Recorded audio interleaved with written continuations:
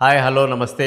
నేను బతుల్ Prasad, senior film జర్నలిస్ట్‌ని. 2 Telugu రాష్ట్రాల్లో సంచలనం సృష్టించిన పాస్టర్ ప్రవీణ్ మరణం ఇంకా ఒక కొలిక్కి రాలేదు. దాని మీద నిన్న పోయి ఈ పాస్టర్ సంఘాలందరూ పోయి అక్కడ ఆంధ్రప్రదేశ్ హోంమంత్రిని కలిసి వినతి పత్రం ఇచ్చారు. ఇది హత్య, దీని గురించి పరిశోధన చేయండి, దీని గురించి ఆలోచించండి అని ఏవేవో చెప్తే, అయన్నీ మేము చూసుకుంటాం పో, మా బాధ్యత అది, జరిగేది జరుగుతుంది అని ఆమె వాళ్ళ అందరు పాస్టర్ సంఘాలందరికీ చెప్పి పంపింది. ఇంకొక తమాషా ఏంటంటే, ఈ సోషల్ మీడియా ప్రవీణ్ మరణము చాలా యూట్యూబ్ ఛానల్‌ను బ్రతికించిందని చెప్పాలి. దీని మీద రకరకాల కథనాలు, రకరకాల అంశాలు, రకరకాల కోణాల నుంచి వార్తలు విపరీతంగా రాస్తున్నారు. కట్టుకథలు రాస్తున్నారు.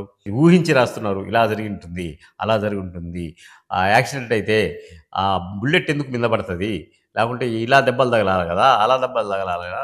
అని మన పొలిటీషియన్ హర్ష్ కుమార్ పోయి సంఘటనా స్థలంలో ఇలా ఇలా జరిగింది. ఈ బండి ఇలా పడింది. అది అట్లా పడింది. ఇది ఇట్ట పడింది అని ఆయన తీవ్రంగా విమర్శిస్తుంటే, మన వాళ్ళు పోలీసులు ఆయనకు తాజాగా నోటీస్ గూడా పంపించినట్టు తెలిసింది.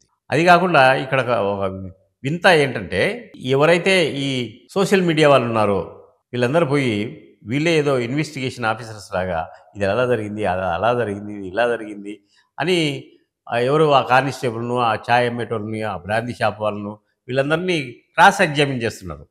అసలు వీళ్ళేంటి వీళ్ళు? వీళ్ళకేం హక్కుంది? వీళ్ళేమన్నా ప్రభుత్వ అధికారులా? లేకుంటే సిట్టా వీళ్ళేమన్నా? ఎందుకని ఇట్ట చేస్తున్నారు వీళ్ళు? అంటే రేటింగ్ కోసమని, అతను మరణించాడు, అయిపోయింది. అదే ప్రభుత్వం చూసుకుంటది. పోలీస్ శాఖ చెప్తది. ఇట్లా జరిగింది. వాళ్ళేదో వాళ్ళ ఇన్వెస్టిగేషన్‌లో ఉన్నారు. ఇక్కడ గూడా పోలీస్ శాఖ వాళ్ళు గూడా ఎందుకు నిర్లక్ష్యం వహిస్తున్నారో అర్థం కావడం లేదు. ఇన్ని రోజులైనా అంటే వెంటనే జరిగిన పరిణామాలను తీసుకొచ్చి లేదు, అతను యాక్సిడెంట్ అయింది. యాక్సిడెంట్‌లో చనిపోయాడు. దానికి యాక్సిడెంట్‌లో చనిపోవడానికి చాలా కారణాలుంటాయి. ఎవరో చంపారనే దానికి రుజువులు లేవుగా. ఏ సాక్ష్యము లేదు అని వాళ్ళు ఆ కోణంలో వాళ్ళు దర్యాప్తు చేస్తూ ఉండవచ్చు.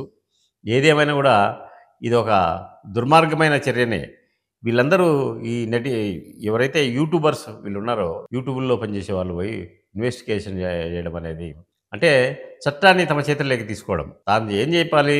పోలీసోళ్ళకి చెప్తానో, లేకుంటే వేరే వాళ్ళు చెప్తేనో అది రాసుకొని ప్రచారం చేయాలి గానీ, వీళ్ళే పోయి ఇన్వెస్టిగేషన్ చేసి ఇదెందుకు జరిగింది? అదెందుకు జరిగింది? ఇదెందుకు జరిగింది? అని ఎక్కడికి పోతుంది మన సొసైటీ? అసలు ఏంటి? అతను మరణించి వాళ్ళ కుటుంబం శోక సముద్రంలో ఉంటే ఇవన్నీ రకరకాల కథనాలు. మందు తాగాడు అనంటే తాగని, తాగితే ఏముంది?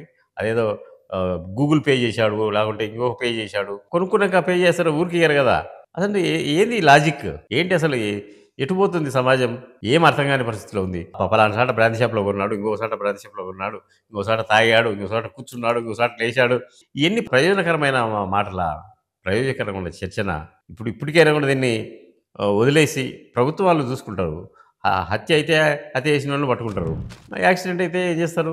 యాక్సిడెంట్ అని రాసుకుంటారు. మీరు ఎన్ని చేసినా, ఎన్ని కథనాలు నడిపినా కూడా పోయినవాడైతే రాడు గదా!